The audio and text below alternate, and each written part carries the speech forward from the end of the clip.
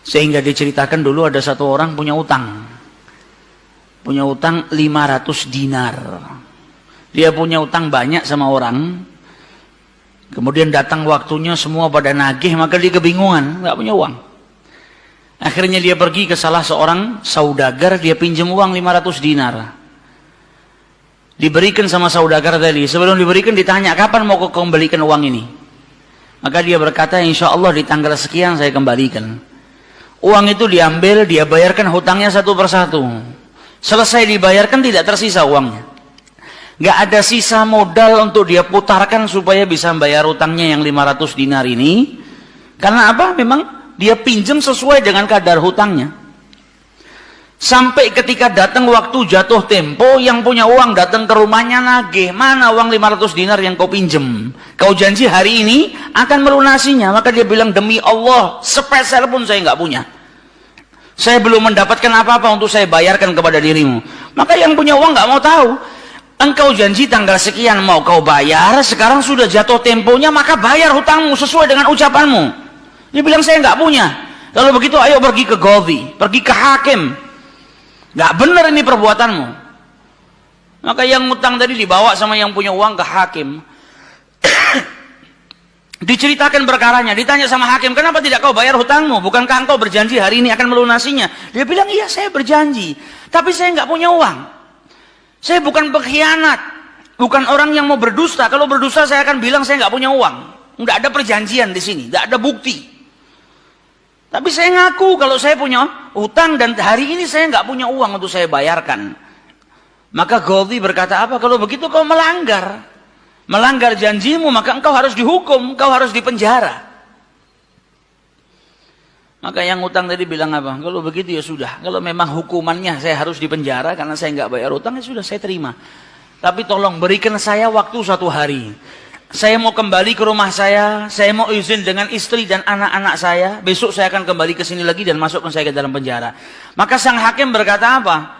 Bagaimana mungkin saya bisa percaya dengan dirimu? Siapa yang menjamin dirimu? Kalau ada yang menjamin kau bakal kembali ke sini, maka saya lepaskan. Dia bilang, ya Qadhi, kalau saya niat lari sudah dari kemarin-kemarin saya lari. Kalau saya niat lari saya nggak datang ke sini. Maka percayalah saya akan kembali di esok hari.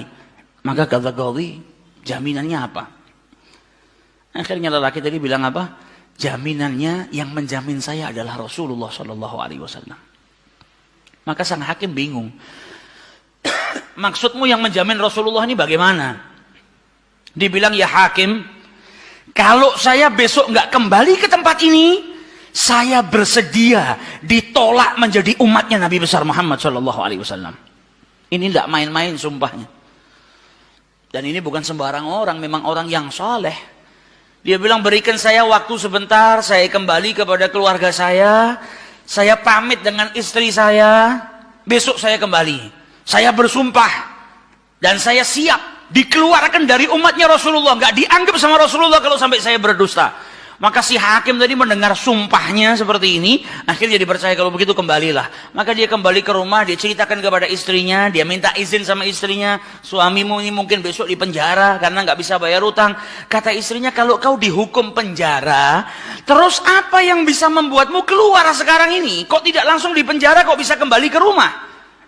Kata suaminya, karena saya mendapatkan jaminan. Dari siapa? Dari Rasulullah. Dia ceritakan, saya bersumpah kalau saya nggak kembali di esok hari, saya rela tidak dianggap sebagai umatnya Rasulullah SAW. Maka istrinya berkata, selagi engkau ini mendapat jaminan dari Rasulullah atau kau menjaminkan Rasulullah SAW, maka ayo kita perbanyak sholawat. Semoga Nabi besar Muhammad SAW benar-benar menjamin dirimu. Karena sholawat itu manfaatnya besar. Sholawat ini berkahnya luar biasa. Maka si suami sama si istri kemudian diperbanyak sholawat, membaca sholawat yang sangat banyak sampai mereka akhirnya tertidur. Yang laki yang punya utang tadi ketika tidur mimpi berjumpa dengan Rasulullah SAW. Dan Nabi dalam hadisnya telah bersabda, man ra'ani fakat ra'ani haqqa. Siapa yang mimpi berjumpa dengan diriku, maka sesungguhnya itu aku. Karena syaitan gak bisa menyerupai Nabi besar Muhammad SAW.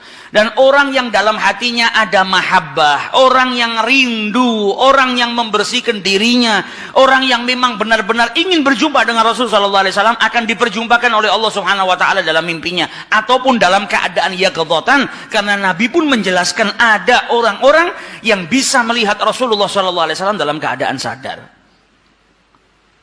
Sebagaimana dulu diriwayatkan ada seorang santri kepingin ketemu sama Rasulullah, pingin mimpi. Tanya sama gurunya, sama kiainya, ajarkan kepadaku caranya mimpi ketemu Rasulullah itu bagaimana. Kata kiainya, apa? Gampang. Nanti malam kau makan ikan asin yang banyak, setelah makan jangan minum, kau tidur. Maka dia bingung, apa hubungannya ikan asin dengan mimpi ketemu Rasulullah? Praktekkan. Ini kiai mau mendidik santrinya yang betul-betul kepingin berjumpa dengan Rasulullah, pingin mimpi dengan Rasul SAW. Maka malam hari datang, dia makan ikan satu piring, setelah itu nggak minum, tidur. Bangun tidur, dia pergi ke gurunya, marah, mana saya nggak ngimpi ketemu Rasulullah. Kata gurunya, apa yang kau impikan? Kau mimpi ngelihat apa?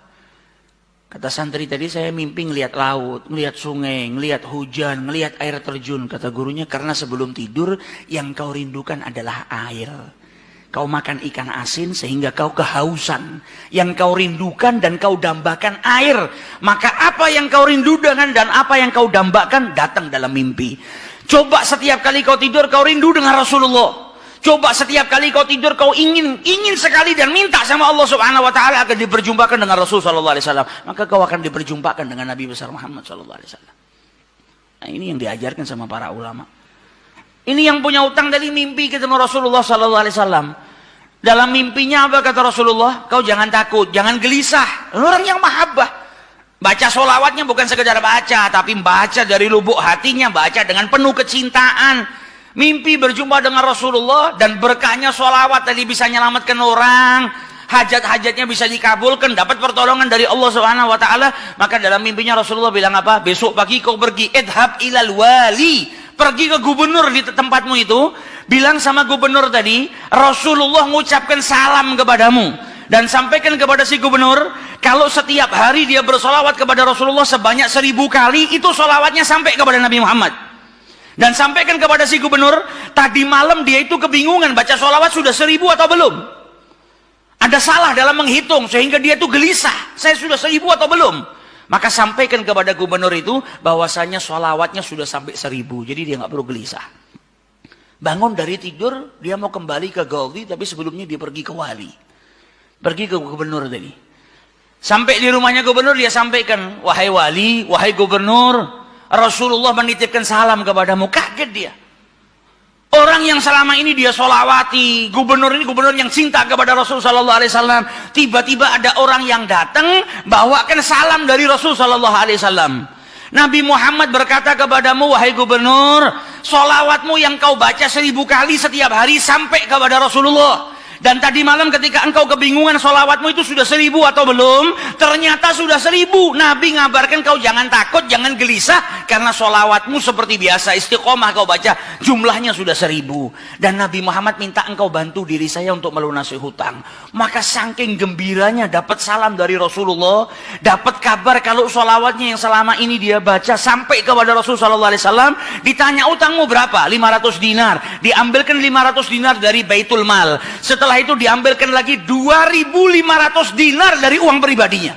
Ini hadiah buat dirimu karena kau datang bawa kabar gembira kepadaku, yaitu Rasulullah Sallallahu Alaihi Wasallam mengucapkan salam kepadaku. Mahabbah.